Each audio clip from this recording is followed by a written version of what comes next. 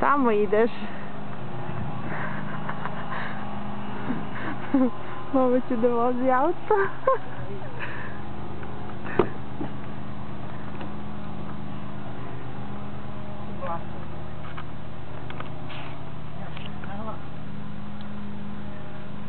Ovo će auto parkirati.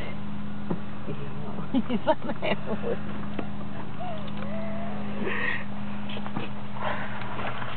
Ne mogu da vozim, nisam se našminkala.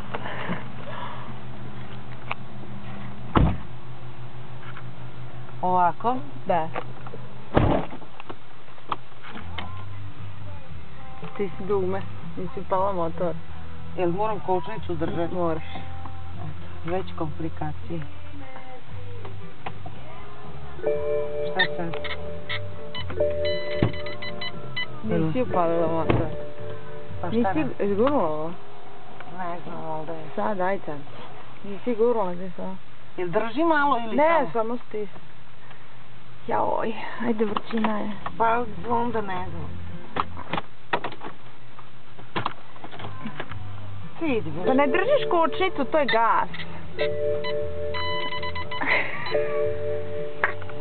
Otkud je desno kočnica? Ne znam. Ajde držiš? Da. Tvrda ova kočnica. Koliko je to kod Fiće bilo jednostavnije sve. I šta sada?